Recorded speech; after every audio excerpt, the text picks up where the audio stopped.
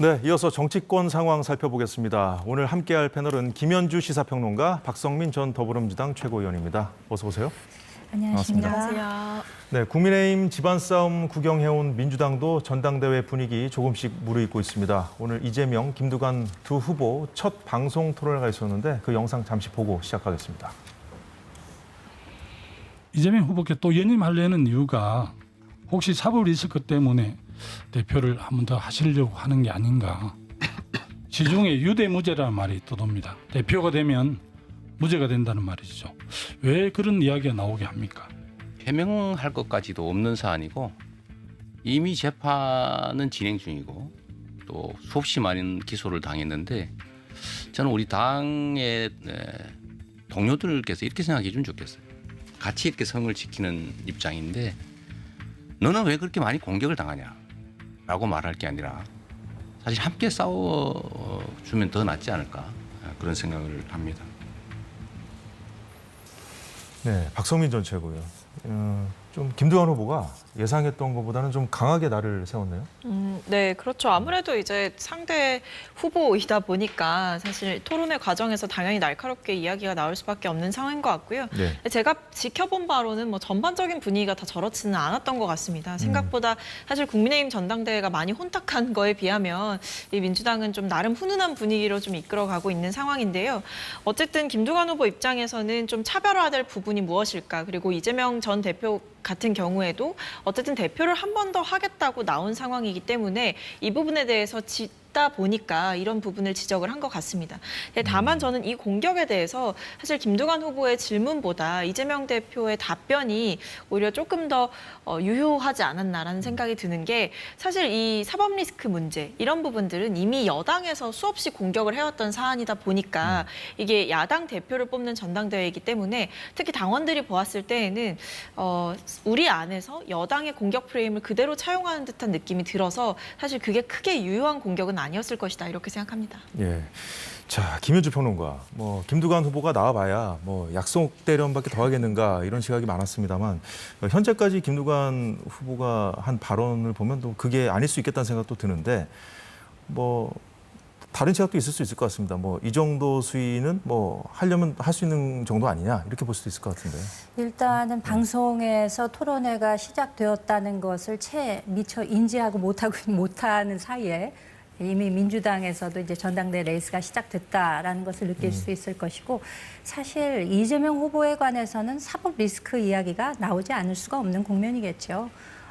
이재명 후보 본인이 아마 가장 절실하게 대표 연임의 필요성을 느꼈을 것은 우리가 이제 과거 그 영장실질심사에서 유창훈 부장판사가 판결을 내리기를 당 대표는 공적 감시의 대상이기 때문에 구속의 필요성이 없다는 취지로 판시를 하지 않았습니까? 예. 그것만 보더라도 내가 300명 중에 1명, 그러니까 n분의 1로서는 누리지 못하는 여러 가지 방어 체계를 당 대표로서는 누릴 수 있겠구나라는 것을 가장 아주 심각하게 절감을 했을 것이고요. 그렇기 때문에 당대표에 연임하는 것으로 보는 것이 맞다. 그리고 지금 유대무죄를 이야기하셨는데 그게 맞는 말이죠. 그러니까 결과적으로.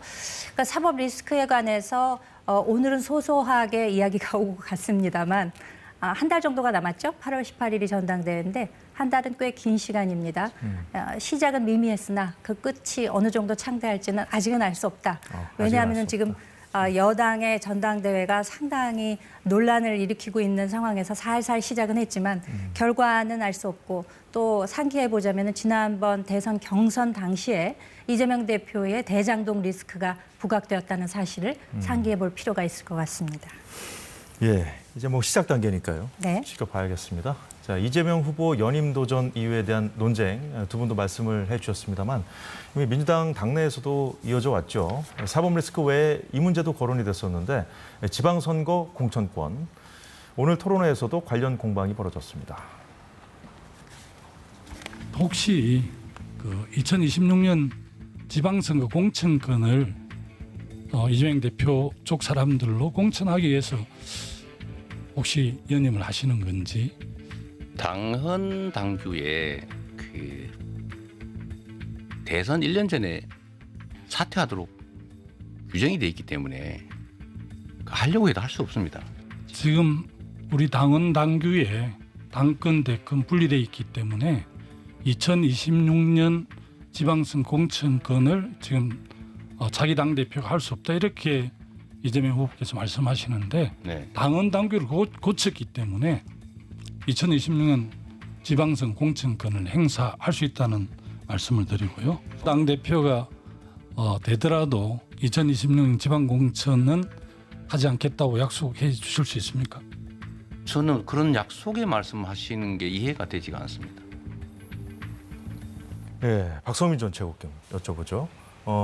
그 지방선거 공천권 행사 가능하지 않다고 이재명 후보가 반박을 하니까 김두관 후보가 당원 당규를 최근에 고쳤기 때문에 가능해졌다. 공천권 행사하지 않겠다는 약속을 할 수 있냐 이 얘기까지 하니까 왜 약속의 말씀을 하시는지 이해가 되지 않는다.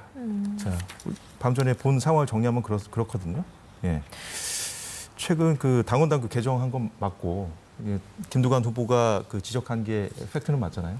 뭐 사실 이제 정확하게는 이런 거죠. 특별하고 상당한 사유가 있을 때 당무위원회 의결을 거쳐서 사퇴 시한을 달리 정할 수 있다. 그러니까 그냥 뭐 지방선거 공천해야 되니까 뭐 연임을 하겠다 이렇게 할 수는 없는 거고요.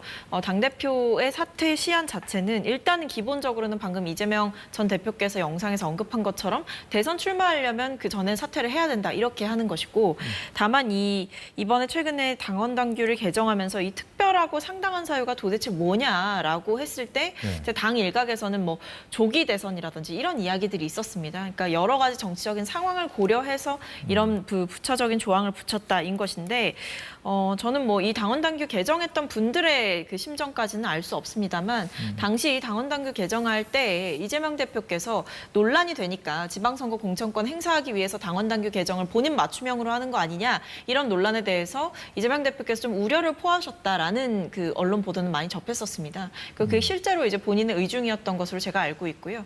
그렇기 때문에 지금 이제 김두관 후보께서는 뭐 필요한 문제 제기를 저는 하셨다고 생각하고 이 부분에 대해서 이재명 대표의 답이 충분치 않았다고 한다면 앞으로 있을 토론회에서도 이 부분은 조금 더 구체적으로 짚어볼 필요가 있다라고 생각을 합니다. 근데 어쨌든 이재명 전 대표께서 본인이 어차피 하고 싶어도 못한다라고 얘기를 하셨기 때문에 뭐 다음 토론회에서라도 조금 더 명확한 어떤 약속이라든지 답변이 있을 수도 있겠다라는 가능성은 생각해 볼 수 있겠습니다.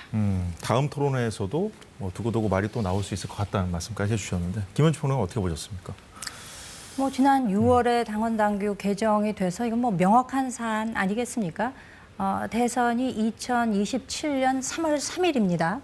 그러면 1년 전에 그만둬야 되면 2026년 3월 3일까지 그만둬야 된다는 얘기거든요. 그런데 지선은 공교롭게도 그 3개월 뒤인 2026년 6월 3일에 예정이 돼 있습니다.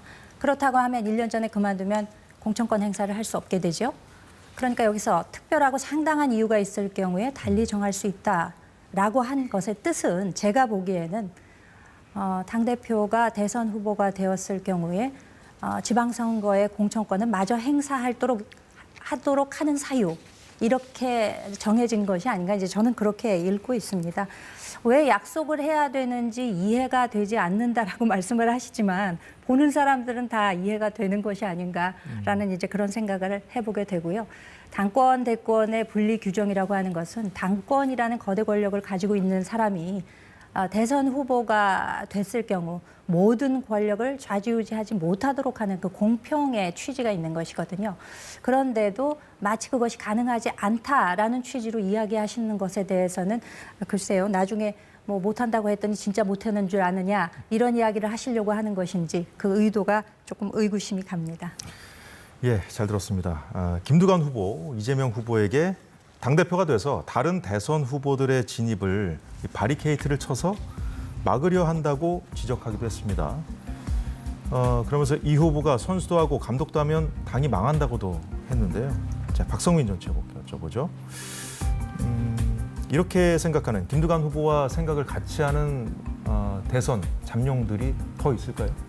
글쎄요, 뭐 어떤 다양한 생각들이 있을 수는 있겠습니다. 근데 이게 전형적으로 이제 국민의힘에서 보면 이 나경원 후보의 스탠스와 조금 유사한 것 같아요. 이제 나경원 후보도 한동훈 후보나 이런 원희룡 후보 이런 분들을 향해서 대선 생각하고 나오는 거 아니냐. 그러니까 당대표 중간에 사퇴하고 1년짜리 당대표 하려고 지금 전당대회에 나오는 거 아니냐라는 이야기를 하시는데 이게 뭐 여야 할 것 없이 이게 정치의 문법이라는 것이 많이 바뀌었고 대선을 생각하는 사람이 하나의 좀 교두보로서 당대표직을 또 활용하기도 하고 그 당대표직을 통해서 또 대선 후보가 되기도 하고 이런 여러 가지 현상이 벌어지고 있다 보니까 그리고 앞으로도 그럴 가능성이 있다 보니까 이런 이야기들이 나오는 것 같습니다. 근데 뭐 여기에 대해서 이제 김두관 후보 입장에서는 이재명 전 대표, 그러니까 이재명 후보와의 그 차별화를 위해서 본인은 이제 선수 관리를 잘할 수 있다. 그러니까 이제 당 대표로서 대선에 나갈 이 정치적인 인재들을 잘 꾸려가겠다. 이런 취지로 좀 차별화를 하신 걸로 보여지거든요. 이런 이야기는 어떤 뭐 감정적인 논쟁이나 어떤 상호 비방이나 폭로전 이런 것이 아니기 때문에 뭐 충분히 할 수 있는 논쟁이다 이렇게 생각합니다. 이낙연 전 총리도 뭐 당대표 한 다음에 네, 대선에 그렇습니다. 출마하기도 했고 문재인 전 대통령도 뭐 당대표 한 다음에 뭐 대통령 되지 않았습니까? 자, 김현주 평론가. 그런데 이거는 좀 달리 볼 수 있는 게 그 이재명 후보의 연임 시도 목적과 관련해서 다른 대선 후보, 그러니까 잠재적인 어떤 경쟁자들의 진입을 막으려 한다. 이런 차원에서 좀 접근해서 한 발언 같기도 해요. 그렇죠. 근데 그 바리케이드라 하면 사전에서 찾아보면 임시 가설물로 돼 있습니다. 근데 저는 이재명 대표의 연임하려고 하는 그 의지는 임시 가설물이 아니라 영구 장착물이다. 그렇게 생각합니다. 기정사실 내지는 뭐 독립 변수가 아니라 그러니까 종속 변수라는 이야기죠. 어떻게 보면 누가 봐도 당연히 대권 후보로서 상정을 하고 이와 같은 행보를 보이는 것이 아닌가 이제 이렇게 생각할 수 있는 것이고 선수가 감독까지 하겠다는 뜻이 아니라 그것을 넘어서서 뭐 코치 및 구단주까지도 동시에 하겠다라고 해석할 수도 있는 부분이다라고 생각됩니다. 그러니까 뭐 민주정당 지금 사실 민주당이 어마어마한 의석을 가진 제1당 아니겠습니까? 네. 그리고 지금 21세기고 민주공당에서 자칫 전체주의로도 보일 수 있는 이와 같은 1인 독주 체제가 확고히 되는 것이 아닌가라는 점에서 바라보는 입장에서도 상당히 좀 염려가 된다라는 말씀을 드리겠습니다. 예, 이재명 1급 체제에 대한 당내 우려 아직은 뭐 크게 흘러나오지 않고 있습니다. 김두관 후보가 전당대회를 통해서 먼저 작은 돌 몇 개를 던지기 시작한 셈인데, 자, 이런 가운데 친명 좌장으로 통해왔던 정성호 의원이 한 발언이 심상치 않습니다. 국회의원 스스로 정치를 사법화하고 있다. 국회의원은 로메이커, 입법자로서 룰 만드는 역할을 해야 하는데 사법부의 모든 문제를 던지고 있다고 했습니다. 화면 보면서 질문 이어가도록 하죠. 자, 박성민 전 최고위원. 이건 뭐 여당이 민주당을 그동안 비판해온, 그러니까 이재명 전 대표 방탄, 뭐 이런 얘기를 하면서 주로 지적해왔던 지점인데 이걸 건드려 버렸네요. 그러게요. 뭐 여러 가지 지금 많은 이야기들을 하고 계신데 사실 뭐 정치의 사법화 문제는 여야 할 것 없이 비판을 하는 문제인 것 같습니다. 특히 최근에는 뭐 여러 가지 정치적으로 문제가 되는 사안들 아니면 정치적으로 메시지를 내거나 어떤 의견을 규합해서 행동하는 것으로도 할 수 있는 일들을 이제 뭐 재판부의 판결을 기다린다든지 아니면 무조건 이제 고소 고발 전으로 간다든지 이런 방식으로 가고 있다 보니까 이게 정치가 들어설 공간보다 이제 법이 너무 차지하고 있는 공간이 크다 이런 비판은 있거든요. 그리고 이뿐만 아니라 이게 저는 좀 이 부분을 주목했습니다. 이 사법부의 모든 문제를 던지고 있다라는 것은 그러니까 쉽게 말하면 뭐 정치 사법화도 지적을 한 거지만 국회의원들이 스스로 좀 자립적인 역할을 제대로 못하고 있는 건 아니냐. 그러니까 본연의 독립적이고 자립적인 역할에 어떤 기여를 하고 있고 어떤 역할을 할 것인지에 대해서 국민들께 제대로 설명하지 못하고 있다. 사실 이 부분은 이 정치의 사법화 문제를 비판하는 것 이전에 국회의원들의 존재 의미를 제대로 보여주고 있지 못하다라는 비판과도 저는 맞닿아 있다고 생각하거든요. 그래서 지금 보면 뭐 여러 가지 고소 고발 전이 난무하고 있는 상황이다 보니 이런 부분에 대해 따끔하게 좀 비판을 하신 게 아닌가 싶습니다. 예, 정성호 의원의 발언이 나온 이 자리에는 최근에 이제 이재명 후보에게 쓴소리를 던졌던 원조 친명이죠. 김영진 의원도 함께 했다고 하는데 이런 움직임에 대해서 언론에서는 이재명 2기 체제가 임박한 상황에서 원조 친명들이 쓴소리를 하고 있다 이렇게 얘기하는데 자, 이 움직임은 뭔가 뭐 추후에 있을 어떤 가능성에 대비한 움직임인지 어떻게 봐야 될까요? 그러니까 김영진 의원이 얼마 전에 그 설탕만 먹으면 이가 썩는다라는 이야기를 하지 않았습니까? 그게 뭐 지극히 상식적인 판단에 근거한 지적이라고 할 수 있겠죠. 너무 한쪽으로만 치우치는 것은 좋지 않은 결과를 분명히 가져옵니다. 그리고 이제 방금 전에 그 정체 사법화 이야기를 했습니다만 국회의원들은 한 명 한 명이 다 입법기관이라고 이야기하지 않습니까? 예. 이제 그것은 입법기관이라고 하는 것은 삼권 분립이라는 민주주의의 근간을 기반에 놓고 하는 이야기죠. 정치의 사법화, 너무 사법 그 체제로 모든 것을 던져버린다라는 뜻도 되겠습니다만 지금 여의도 권력을 거머쥔 민주당이 입법, 사법, 행정의 모든 권력을 다 좌지우지하려고 하는 것이 아니냐라는 지적이라고 할 수가 있겠죠.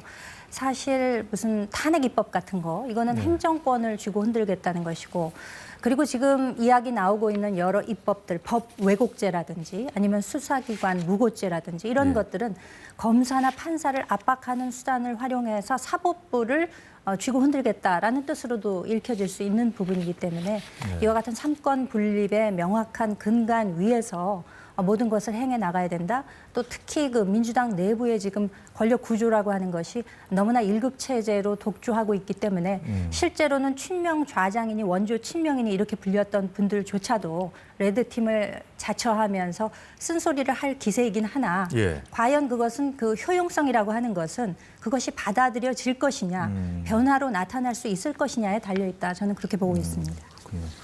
자, 원조 친명이라고 해도 뭐 말 한마디 잘못했다가는 이제 수박이 되어버리는 그런 정당이 되어버렸는데 이 일극체제 비판에 대해서는 이재명 후보가 이게 당원들의 선택이라고 얘기를 했거든요. 그래서 최근에 일각에서는 뭐 당내에서 뭐 다양성이 중요하다 이런 얘기, 비판, 지적이 나오고 있습니다만 민주당의 어떤 체질 자체가 강성 당원들이 좀 주도하는 정당으로 좀 바뀌어버린 거 아니냐 이런 시각도 있는데 뭐 그렇게 보시는 분들도 계시지만 뭐 저는 균형을 잡아갈 수 있는 과정에 놓여 있다라고 생각을 합니다. 과정 가운데 있다라고 생각을 하고요. 민주당의 당원 수 자체가 굉장히 많고 국민의힘에 비해서도 월등히 많습니다. 그렇기 때문에 당연히 이 당원들의 권한이 확대되는 것은 필요한 흐름이라고 생각이 됩니다. 제가 과거에 뭐 일부 어떤 소수의 사람들만 권력을 향유하는 시대는 지났기 때문에 이제 당원 민주주의 확대를 위해서라도 당원들에게 더 많은 권한을 주는 건 불가피한 흐름. 이라고 생각을 해요. 근데 다만 그렇다고 해서 무조건 국회의원들이 이제 당원들의 이야기만 쫓아가고 당원들이 주장하는 바에 무조건 다 동의하고 동조하는 게 맞느냐? 사실 그렇게 보기는 좀 어려운 국면도 있습니다. 왜냐하면 국회의원이 가지고 있는 권한 자체, 부여받은 권한 자체는 당원들을 포함해서 국민들께서 부여해 주신 권한이기도 하기 때문에 국민들의 의견 역시도 충분히 수렴할 수 있어야 되는 거거든요.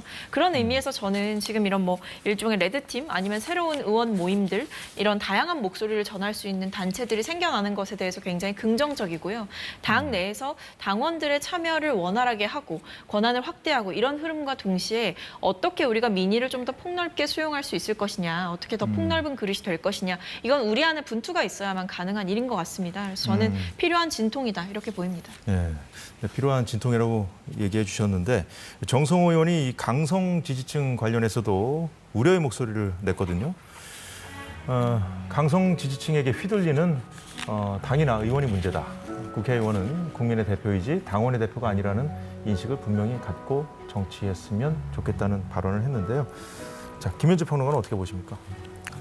추미애 의원이 국회의장 그 선거에 나서면서 한 말이 있습니다. 당심이 민심이고 민심이 명심이다. 이렇게 이야기한 바가 있는데요. 그러면 과연 당심과 민심, 명심이 일치할까요? 최근에 그 여론조사의 결과를 보게 되면은 이재명 대표의 연임 문제에 관해서 일반 국민들은 반대하는 목소리가 높습니다. 그 지지층의 입장에서는 이재명 대표의 연임을 찬성하는 목소리가 압도적으로 높습니다. 그렇다면 이 괴리가 보여주는 것이 무엇을 상징하는 것일까요? 당심과 명심의 저는 괴리라고 봅니다.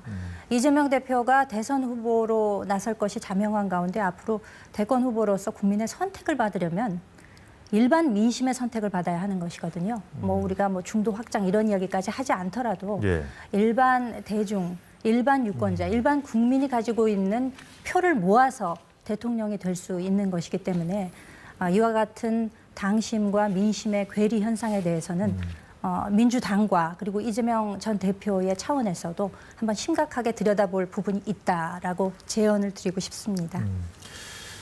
네, 김현주 평론가의 제언 어떻게 들으셨어요? 네, 뭐 지금 보면 민주당 권리당원이 약 250만 명 정도 되는 상황이고요. 여기에서 이제 6개월 이상 당비를 납부한 그 당원만 보더라도 124만 명 정도 된다라고 합니다. 그러니까 굉장히 적은 숫자는 아닌 거죠. 그러니까 물론 이제 당원들에게만 너무 끌려다니는 것이 맞지는 않는 것 아니냐라는 제언도 굉장히 중요한 제언이지만 한편으로는 그렇다고 해서 이 존재하는 사람들 그리고 당에 여러 가지 힘을 실어주고 지지해주는 사람들을 그렇다면 선거 때만 찾아가서 투표권을 행사해달라, 우리에게 투표해달라 이렇게만 얘기하는 것도 사실상 당원들을 좀 기만하는 거지 않습니까? 그러다 보니까 제가 앞서 말씀드렸듯이 두 가지 다 필요한 목소리다라고 말씀을 드리는 겁니다. 그냥 당원 수는 계속해서 불리려고 하면서 그분들에게 권한은 주지 않고 또는 뭐 선거 때만 돼서 약간 동원의 대상으로 생각하는 게 과거 우리의 정치였기 때문에 지금 그런 정치의 패러다임이 많이 변하고 있다. 다만 이게 급격하게 변하고 좀 이 당원들의 소통이나 활동이 굉장히 활발해지게 되면서 이 부분에 있어서 어느 정도까지 우리가 이것을 수용하고 받아들이고 어느 정도까지 포용할 거냐 이 부분에 대한 과제는 또 분명히 있는 거죠. 말씀해 주신 대로 이제 앞으로 남아있는 큰 선거들은 결국 중도 확장을 얼마나 하느냐의 싸움입니다. 특히 대선은 더 그렇고요. 예. 그렇기 때문에 우리 안에서 결집하는 것도 중요하지만 그 결집이 만약에 배타적으로 비춰지게 된다면 우리 안에서 오히려 협소해질 우려가 있다. 그 부분을 지적하는 분들도 계시다고 생각합니다. 네, 두 분 의견 잘 들었습니다. 쉽지 않은 문제 같아요. 네, 자폭 전당대회란 비판을 받고 있는 국민의힘 전당대회 상황도 보겠습니다. 민주당에게 계속해서 먹잇감을 던져주고 있다는 비판이 나오고 있을 정도인데 한동훈 후보의 나경원 후보 공소 취소 부탁 폭로가 또 한 번 판을 흔들고 있습니다. 저에게 본인의 그 패스트트랙 사건 공소 취소에다가 부탁하신 적 있으시죠? 저는 거기에 대해서 제가 그럴 수 없다고 말씀드렸고요. 그런 식으로 저희가 구체적 사안에 개입할 수 없습니다. 그거는 구체적 사건이 아니라요. 저의 유무죄에 관한 것이 아니라 우리 헌법과 법치를 바로 세우느냐 아니냐의 문제입니다. 한동훈 후보가 굉장히 해야 될 말과 하지 말아야 될 말, 이런 부분에 대한 분별이 없는 것 같습니다. 그 당시 문재인 정권이 야당 탄압용으로 보복 기소한 사건 아니겠습니까? 한 후보의 입 리스크, 우리 당의 새로운 위험으로 등장했습니다. 동지든 대통령이든 영부인이든 모두를 자기가 옳다라는 거기에 하나의 인용 대상, 공격 대상으로 바라보기 때문에 일어나는 일이라고 봅니다. 저에 대해서 얘기하는 건 검증이고 제가 얘기하는 건 내부 총질인가요? 제가 그동안에 받았던 네거티브들을 한번 쫙 나열해 보십시오. 그렇죠? 거기에 대해서 저는 그냥 소극적인 방어만 했을 뿐이잖아요.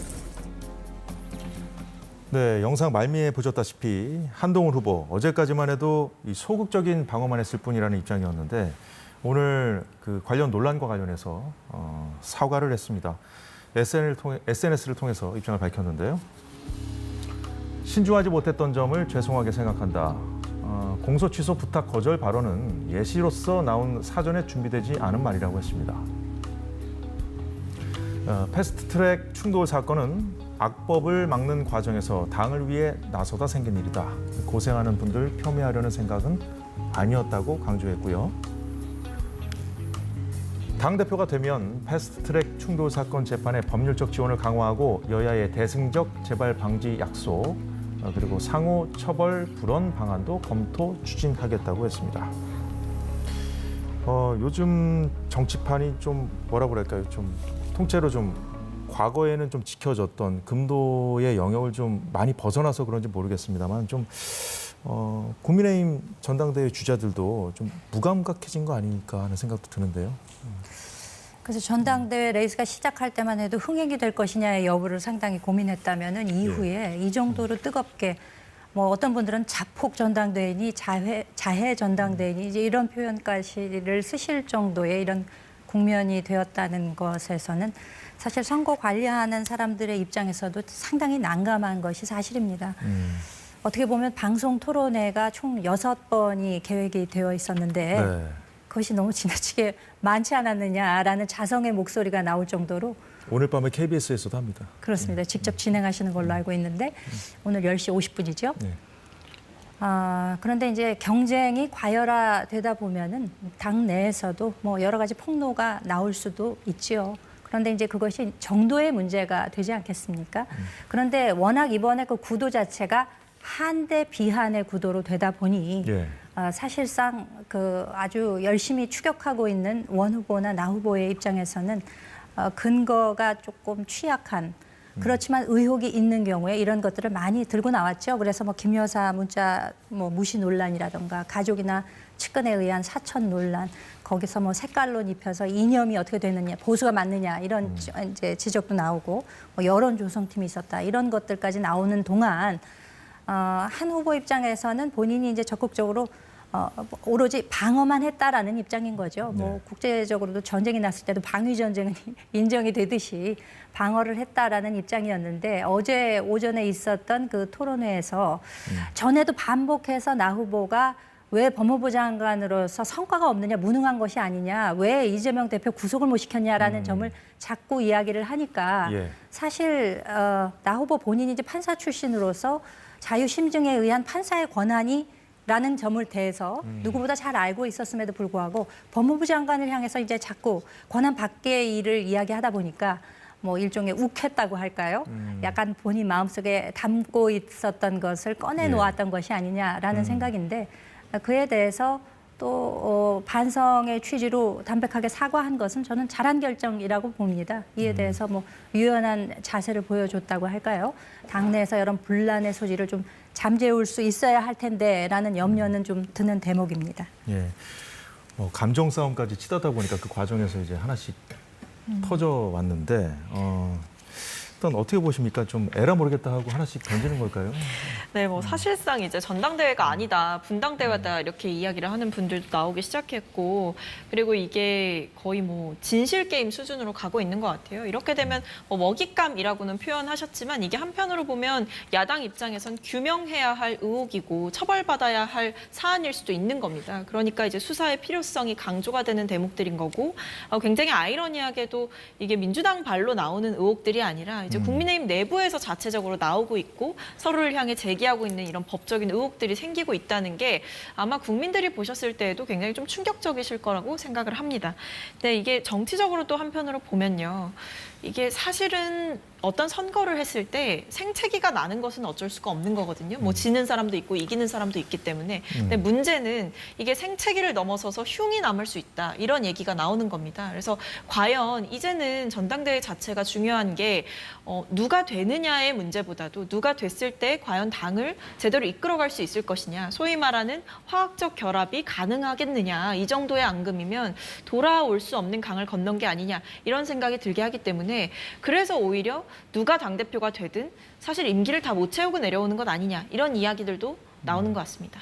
흉흉한 얘기까지 나오고 있다는 말씀 주셨는데 자 그렇다면 이렇게 연일 내부 총질 양상으로 흐르고 있는 이 국민의힘 상황, 전당대회 상황 국민들은 어떻게 보고 있을까 한번 짚어보도록 하겠습니다.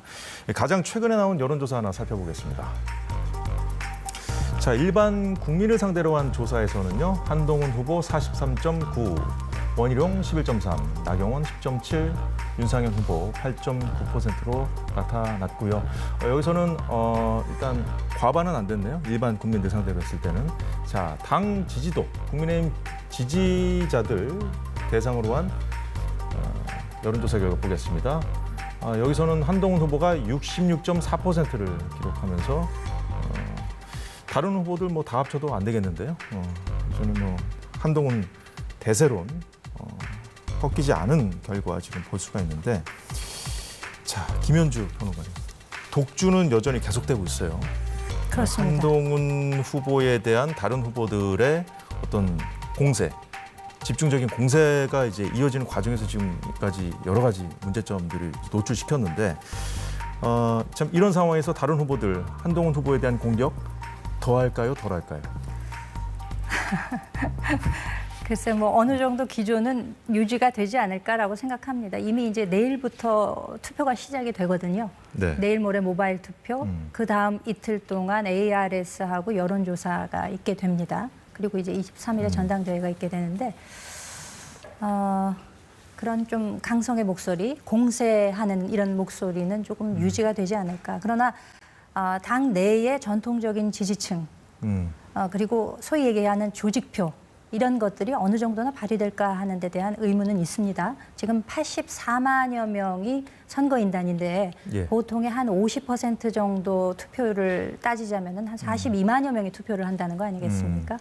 근데 이렇게 숫자가 많아지다 보면 여론조사의 특성상 일반인의 그 샘플에 상당히 수렴한다라고 볼 수 있을 것이라고 저는 생각을 하고 있습니다. 그렇기 때문에 과연 결선으로 가게 될지의 여부, 내지는 결선으로 안 간다고 했을 때 어느 정도의 득표율이 나올까의 여부에 따라서 앞으로 새로이 구성될 지도부가 개혁과 변화에 있어서 어느 정도의 동력을 가질 수 있게 될까를 예. 가늠하게 되지 않을까 그렇게 예측을 하고 있습니다. 잘 들었습니다. 시간이 별로 없어서 자 여론조사 결과 어떻게 보셨는지 정리해 주십시오. 앵커께서 짚어주신 대로 한동훈 대세론이 꺾이지 않고 있는 국면이다 이렇게 생각합니다. 그렇기 때문에 지금까지 우리가 잠깐 얘기 나눴던 이런 한동훈 후보를 향한 공세 그리고 서로를 향한 어떤 폭로, 무차별적인 폭로가 결국에는 아무것도 남기지 않을 것이다. 이런 생각이 듭니다. 서로를 향한 상처만 남고 그것이 오히려 전당대회를 지나서 앞으로의 정치적인 국면에서 그리고 내부의 분열을 촉발시키는 그런 하나의 도구로서 작동하지 않을까라는 해석이 가능할 것 같습니다. 예, 잘 들었습니다. 자, 폭력 사태까지 발생한 전당대회, 강성당원들 앞에 꿀먹은 벙어리가 된 정당. 요즘 여의도에는 정치 깡패라는 말까지 횡행하고 있다고 합니다. 모두 정치인들의 자업자득이겠죠. 오늘 정치권 소식은 여기까지 보겠습니다. 두 분 오늘 말씀도 잘 들었습니다. 고맙습니다. 네, 오늘 사사건건 준비한 소식 여기까지입니다. 내일 오후 4시에 다시 찾아뵙겠습니다. 고맙습니다.